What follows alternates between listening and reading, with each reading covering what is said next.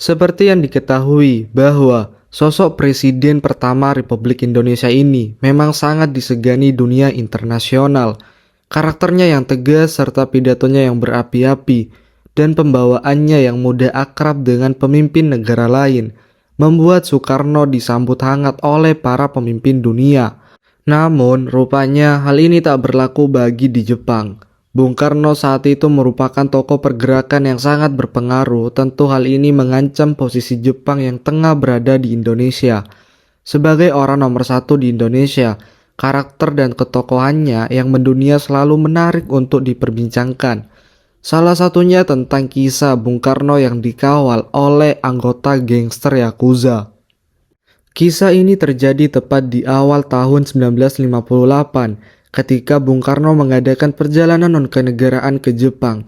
Jepang yang pada saat itu kalah Perang Dunia Kedua dan menjadi koloni Amerika Serikat malah menganggap kunjungan Soekarno di sana tidak resmi. Yang paling vokal menganggap kunjungan beliau tidak resmi adalah kepolisian Tokyo. Kepolisian Tokyo bahkan tak mau mengawal dan menjamin keselamatan Soekarno sesampainya di Jepang. Soekarno yang pada masa itu menjadi tokoh populer di dunia dengan aksinya kontra dengan blok barat. Tak cuman itu, Soekarno pula yang mencetuskan KTT non-blok Asia Afrika. Dengan kepopuleran dan keberaniannya, Soekarno kerap menjadi pusat perhatian setiap kali berkunjung ke suatu negara.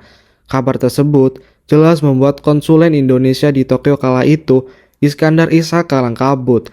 Sebab tidak mungkin Soekarno sebagai orang nomor satu Indonesia mengunjungi Jepang tanpa pengawalan. Apalagi Soekarno juga beberapa kali mendapat teror atau ancaman pembunuhan, baik dari dalam negeri maupun luar negeri, termasuk isu ancaman pembunuhan kepada Soekarno di Jepang. Di tengah keruwetan jelang keberangkatan Soekarno ke Jepang, Kolonel Sambas Armadinata yang menjadi orang kepercayaan Soekarno akhirnya menghubungi temannya semasa perang, yaitu Oguchi Masami. Oguchi lantas menyarankan agar Soekarno dikawal oleh gangster Yakuza untuk menjamin keamanannya.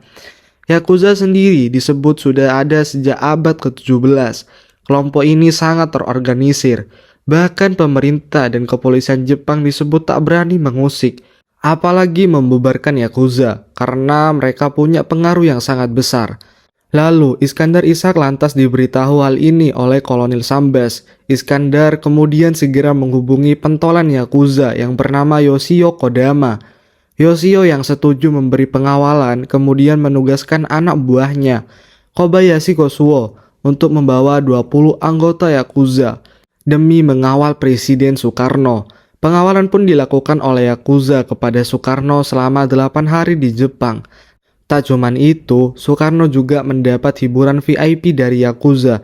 Salah satu hal yang tak bisa dilupakan ketika melalui Kobayashi Kosuo pula Soekarno berkenalan dengan perempuan cantik yang bernama Naoto Nemoto, yang kelak dinikahinya dan berganti nama menjadi Ratna Sari Dewi.